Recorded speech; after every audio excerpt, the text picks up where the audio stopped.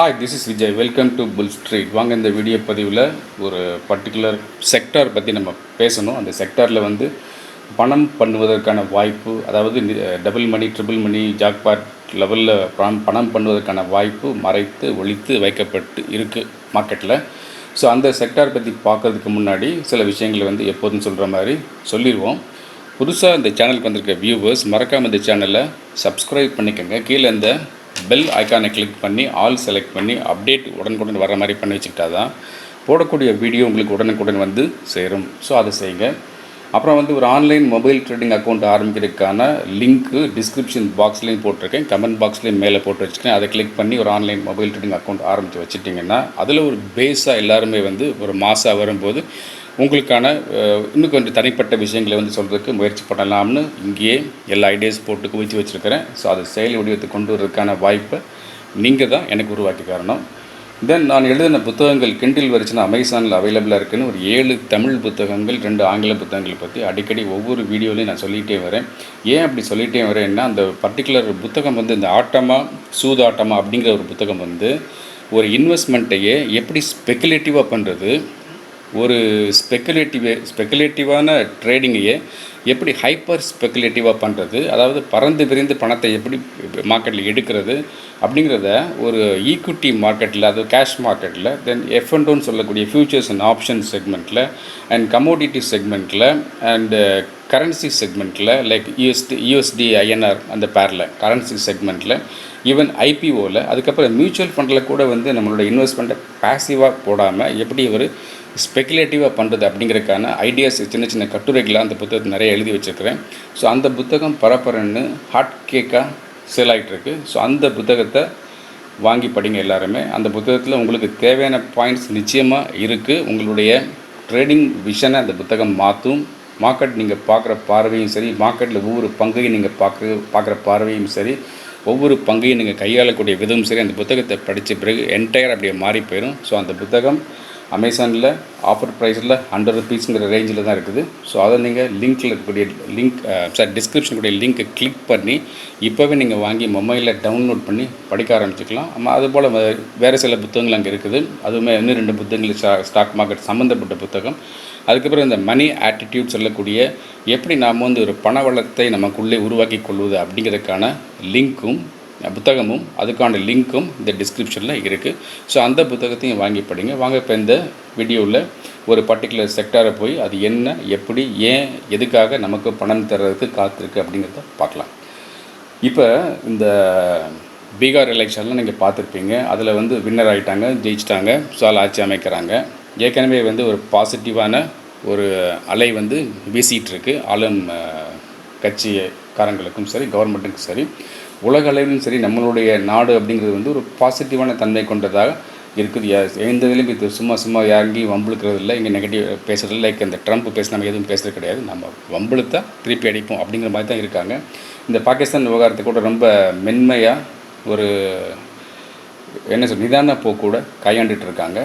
So அப்படியெல்லாம் இருக்கும்போது வந்து நம்மளுடைய ஜிடிபி வந்து மேலே ஏறுறதுக்கான வாய்ப்பு இருக்குது. நம்மளுடைய ஜிடிபி மேலே ஏறுறதுக்கான கான்ட்ரிபியூஷன் எங்கேருந்து வரும்னு பார்த்தா, ஒரு சைடு வந்து மேஜர் கான்ட்ரிபியூஷன் வந்து இந்த ரியல்ட்டி செக்மெண்ட்லேருந்து வரணும். ரியல்ட்டி செக்மெண்ட் வந்து பூஸ்ட் ஆகிடுச்சு அப்படின்னா அதில் வந்து நிறைய சின்ன சின்ன விஷயங்கள் வந்து அடங்கியிருக்கு. லைக் வந்து கட்டுமானம்னு சொல்லிட்டோம்னா அதில் வந்து வீடு கட்டல், சிமெண்ட் ஸ்டாக்ஸ் முதற்கொண்டு, அயன் ஸ்டீல் ஸ்டாக்ஸ் முதற்கொண்டு, மற்ற பெயிண்ட் ஸ்டாக்கு, அதுக்கு ரிலேட்டடாக கூடிய எல்லா எலக்ட்ரிக்கல் வயரிங்கு, ஏகப்பட்ட காம்பனன்ட்ஸ் நம்ம சொல்லக்கூடாது, ஏகப்பட்ட பிரிவுகள் வந்து உள்ளே அடங்கி தான் இருக்குது அந்த ரியல்ட்டி செக்டாரில். ஏன்னா இன்னொன்று வந்து ரியல்ட்டி செக்டாரில் வந்து நிறைய பணம் புழங்கிட்டு இருக்குது. அதெல்லாம் ரொம்ப காலமாக ஸ்தம்பிச்சு போய் அப்படியே கிடக்குது. அப்போ அந்த ரியல்ட்டி செக்டாருக்கு புத்துயிர் கொடுப்போம் அப்படிங்கிற மாதிரி வந்து நம்ம கவர்மெண்ட்டில் வந்து பேசிகிட்டு இருக்கிறாங்க. அதை நோக்கி தான் அவங்களுடைய ஃபோக்கஸ் போயிட்டுருக்கு. தென் கமிங் பட்ஜெட், அடுத்து 2021 வரக்கூடிய பட்ஜெட்டில் நிச்சயமாக இந்த ரியல்ட்டி செக்டாருக்கு பெரிய அளவில் வந்து ஒரு பூம் கொடுக்குற மாதிரியான அம்சங்களை கொண்டு வந்து வருவாங்க. அப்படி கொண்டு வந்து வரப்போகிறாங்கன்னு தெரிஞ்சதுனாலேயே இப்போவே இந்த ரியல்ட்டி செக்மெண்ட் ஸ்டாக் எல்லாமே அடக்கி வாசிக்க ஆரம்பிச்சிட்டாங்க. யார் இந்த ஆப்ரேட் பண்ணக்கூடியவங்கெல்லாம் இந்த ரியல்ட்டி ஸ்டாக்ஸ் எல்லாம் கொஞ்சம் அடக்கி வைக்கிறாங்க. ஏன் அடக்கி வைக்கிறாங்கன்னா, இந்த ப்ரைஸஸ் வந்து அப்படி கொஞ்சம் கம்ப் டவுன் ஆகி கீழே வரும்போது அதை அக்யூமுலேட் பண்ணிகிட்டே வருவாங்க. அதுக்கு நியூஸ் கொடுக்க மாட்டாங்க. ஸோ அது நியூஸ் கொடுக்காமல் சத்தம் இல்லாமல் அக்யூமுலேட் பண்ணிகிட்டே வருவாங்க. அதுக்கப்புறம் வந்து அந்த ரியல்டி செக்டார் நியூஸ் வரும்போது அப்போ தான் வந்து நம்ம ரீட்டைல் இன்வெஸ்டர்ஸ்லாம் வந்து சின்ன சின்ன ஆட்கள் இருக்காங்க இல்லையா, நானும் முதலீட்டாளர் தான் போய் பங்கு சந்தை போய் விழுவாங்கல்ல, ஸோ அவங்கெல்லாம் அப்போ தான் போய் அதை வாங்க ஆரம்பிப்பாங்க. அப்போ வந்து இன்னும் பெருசாக மேலே ஏறிட்டு போகும். அப்போ அந்த பட்ஜெட் சமயத்தில் இவங்க எல்லாம் அதை அப்லோட் பண்ணி நீட்டாக வந்தது தெரியாமல் போடுன்னு தெரியாமல் வெளியே வந்துடுவாங்க. அப்போ இந்த ரியல்டி செக்டாரில் உள்ள ஸ்டாக்ஸ் எல்லாம் வாங்கலாமான்னு கேட்டால் அது மட்டும் கிடையாது. ரியல்டி செக்டாரில் உள்ள ஸ்டாக் மட்டும் இல்லாமல் அதோட அலைடாக இருக்கக்கூடிய மற்ற ஸ்டாக்கையும் சேர்த்து வாங்கினா தான் ஒரு காம்போவாக அந்த இன்வெஸ்ட்மெண்ட் அமையும். ட்ரேடிங்கில் அப்படி தான். இப்போ காம்போவாக அப்படி ஒரு இன்வெஸ்ட்மெண்ட் அமையும்னா எதை காம்போவாக பண்ணுறதுன்னு பார்த்தோம்னா, ரியல்ட்டியோடு சம்மந்தப்பட்டது இந்த கட்டுமான கம்பெனிகள் இருக்காங்கல்ல, அப்பார்ட்மெண்ட்ஸ் கட்டி விற்கிறாங்கல்ல, அந்த லைக் டிஎல்எஃப் அந்த மாதிரி கம்பெனிஸ் யாரோட சம்மந்தப்படுவாங்க? லாஜிக்கலாக யோசிச்சு பார்த்தோம்னா பையர்ஸ் எங்கேருந்து வருவாங்க? பையர்ஸ் யாருமே வந்து ஒரு 50 லட்சமோ 60 லட்சமோ 1.5 கோடியோ 5 கோடியோ 10 கோடி யாரும் கையிலேருந்து கை காசு போட்டு வாங்க மாட்டாங்க. அன்லெஸ் அதர்வைஸ் சினிமா பீப்புள் அப்படி வந்தால் தான் வாங்குவாங்க. மற்றவங்களாம் எப்படி வாங்குவாங்க பார்த்தா லோன் போட்டு தான் வாங்கணும். அப்போ வந்து வீடு ஏற்கனவே ஒரு வீடு சொல்லியிருக்கேன் இதை பற்றி. இந்த வீடு கட்டுற லோன் கொடுக்கக்கூடிய நிறுவனங்கள் லைக் ஹெச்டிஎஃப்சி, அப்புறம் India bill housing finance corporations, அந்த மாதிரி இருக்கக்கூடிய லைக் இண்டஸ்இண்ட் பேங்க்கு, அந்த மாதிரி கூடிய அந்த கமர்ஷியல் ஃபைனான்ஸ் கம்பெனிஸ் இருக்குல்ல, அந்த ஸ்டாக்கு. தென் பாரம்பரியம் மிக்க சேஃபான பேங்க் ஸ்டாக் லைக் அதில் ஸ்டாண்ட் வந்து யார் வரும்? எஸ்பிஐ தான் வரும். ஸோ எஸ்பிஐ, அதுக்கப்புறம் வந்து ஹெச்டிஎஃப்சி பேங்க் வரும். So SBI, HDFC bank and other banks, சின்ன சின்ன பேங்க்கு வரும். லைக் அந்த Punjab National Bank and Bank of Baroda, அந்த மாதிரி ஸ்டாக்ஸ்லாம். ஸோ அந்த மாதிரி ஸ்டாக்ஸையும் இந்த ரியல்டி ஸ்டாக்ஸையும் கப்புள் பண்ணி யாராவது இன்வெஸ்ட் பண்ணி வச்சாங்க அப்படின்னா, பட்ஜெட் சமயத்தில் மார்க்கெட் நல்லா இருந்ததுன்னா அந்த சமயத்தில் வந்து ஒரு நல்ல ஒரு மேசிவான ப்ராஃபிட்டோட வெளியே வர்றதுக்கான வாய்ப்பு ஈக்விட்டி செக்மெண்ட்டில் இருக்கும். அண்ட் இதோடு சேர்ந்து வரக்கூடிய இன்னொரு செக்டார் என்ன வரும்னு பார்த்தோம்னா, இந்த இன்சூரன்ஸ் செக்டார் வரும். ஜெனரல் இன்சூரன்ஸ் நான் சொல்கிறேன், இன்சூரன்ஸ் செக்டார் வரும். அப்போ வந்து மெயின் வந்து காம்போவில் வந்து மெயின் வந்து realty stock, bank or finance stock, கொஞ்சம் மைனர் போர்ஷன் வந்து இன்சூரன்ஸ் ஸ்டாக்கு. ஸோ அந்த மாதிரி வச்சு ஒரு காம்போ ட்ரீட்டாக நீங்கள் வந்து பிளான் பண்ணி இன்வெஸ்ட்மெண்ட் பண்ணிங்க அப்படின்னா, இது வரைக்கும் பார்த்தா இந்த 2021 பட்ஜெட் வர்றதுக்கு 2-3 நாளுக்கு முன்னாடி வரைக்கும் இது செய்யலாம். பட்ஜெட் வந்த பிறகு செய்யலாம். அப்போ வந்து சினரியா மாறி போயிருக்கும். அப்போ பெரிய கைகள் எல்லாம் வந்து அவங்க ஆஃப்லோட் பண்ணிவிட்டு வேறு மாதிரி ஸ்ட்ராட்டஜி பண்ணாத, லைக் சீட்டெல்லாம் கலைச்சி போட்டு ஆரம்பத்தில் வரலாங்கிற மாதிரி அவங்க வேறு மாதிரி பிளான் பண்ணிருப்பாங்க. அதில் போய் நம்ம வந்து மிஸ்ஃபயரில் மாட்டிக்கக்கூடாது.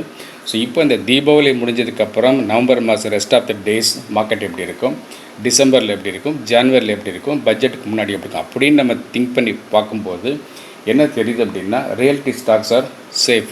இப்போ ரியல்டி ஸ்டாக்ஸ்லாம் வந்து டல்லாக இருந்தாலும், ரொம்ப கீழே இருந்தாலும், ஒரு பெரிய மூமெண்ட் இல்லாமல் அப்படியே சும்மா பேசிவாக போயிட்டே இருந்தாலும், அந்த மாதிரி ஸ்டாக்ஸ் எல்லாம் வந்து வாங்கி வைக்கிறது ஒரு புத்திசாலித்தனம். So I am not recommending any of the stocks இந்த ரியல்டி செக்டார். ஸோ நீங்கள் சொன்னீங்க நான் வாங்கினேன் எப்படியாச்சும் என்கிட்ட கமெண்ட் போடக்கூடாது. ஸோ நீங்கள் உங்களுடைய கண்களை திறந்து வச்சுட்டு மார்க்கெட்டை பார்த்து அந்த ரியல்டி ஸ்டாக்ஸில் எந்த ஸ்டாக் உங்களுக்கு பிடிக்குமோ, அதில் எந்த ஸ்டாக் நீங்கள் நம்புறீங்களோ அந்த ஸ்டாக் நீங்கள் வாங்கலாம். இல்லை அது தெரியாது அப்படின்னா நீங்கள் அதை சப்ஸ்கிரைப் பண்ணி, அந்த பெய்டு சப்ஸ்கிரிப்ஷன் பண்ணி நீங்கள் அந்த லிஸ்ட் ஆஃப் ஸ்டாக் லைக் சஷ்டி பங்குகளோ இல்லை கிருஷ்ண பங்குகளோ அந்த மாதிரி நீங்கள் வாங்கி வச்சுக்கலாம். ஸோ எதுக்கு சொல்கிறேன் அப்படின்னா, மார்க்கெட்டில் வந்து நான் மார்ச் மாதத்துலையும் சொல்லிகிட்டே இருக்கிறேன் என்ன ஸ்டாக்ஸ்லாம் போகும் அப்படின்னு. ஃபினான்ஸ் ஸ்டாக்ஸை விட்டுறாதீங்கன்னு சொன்னேன், ஃபார்மா ஸ்டாக்ஸை விட்டுறாதீங்கன்னு சொன்னேன்.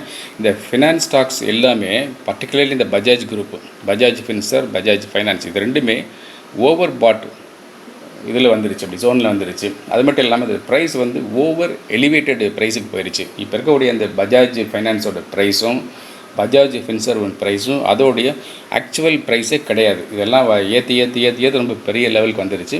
அதே போல் தான் மற்ற ஃபைனான்ஸ் ஸ்டாக்கும் அந்த Shriram Transport Finance, MNM finance, LNT finance, இது எல்லாமே எல்லா ஃபைனான்ஸ் ஸ்டாக்குமே வந்து ரேட்டை ஏற்றி வந்து ஓவர் வேல்யூடாக போயிருக்கு. இப்போ ஓவர் வேல்யூ போகிறதுல போய் மாட்ட வேண்டாம். அதே போல் தான் இந்த ஃபார்மா ஸ்டாக்ஸும் இப்போ ஓவர் வேல்யூடு, எல்லாமே ரொம்ப ப்ரைஸ் ஏறி போயிடுச்சு. 30-40% மேலே ஏறி போயிடுச்சு. இப்போ அதில் போக வேண்டாம்.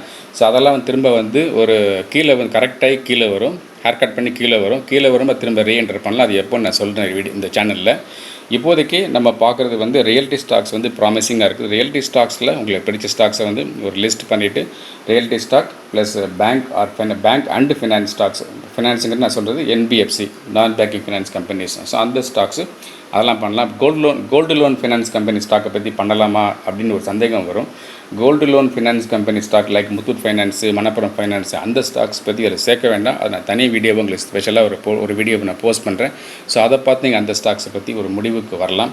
ஸோ இப்போதைக்கு இதுதான் இந்த realty stocks, bank stocks, NBFC stocks, இதெல்லாம் ஒரு காம்போவாக ட்ரீட் பண்ணி வரலாம். என்பிஎஃப்சி ஸ்டாக்ஸ்னு நான் சொல்கிறது வந்து ஜெனரல் ஃபைனான்ஸ் கிடையாது, லைக் பஜாஜ் அந்த மாதிரி ஃபைனான்ஸ் நான் சொல்லலை. It's finance companies which are related to housing loan. So அந்த மாதிரி உள்ள ஃபைனான்ஸ் கம்பெனி லைக் HDFC அந்த மாதிரி உள்ள ஃபைனான்ஸ் கம்பெனிஸு அதை சேர்த்து வாங்கி பார்க்கலாம். ஸோ அது மார்ச் வரைக்கும் இது போகும். மார்ச் பட்ஜெட்டுக்கு முந்தின 1 or 2 days வரைக்கும் இது போகும். ஸோ அதுக்குள்ளே இது ஒரு பீரியடை நீங்கள் வச்சுக்கலாம். இதை வந்து லீனியராகவும் இன்வெஸ்ட் பண்ணி வைக்கலாம், நான் லீனியராகவும் இன்வெஸ்ட் பண்ணி வைக்கலாம். ஸோ அப்படி பண்ணிங்கன்னா you can also make money in the market at the beginning of the year 2021. Thank you very much. நான் உங்களுடைய விஜய்.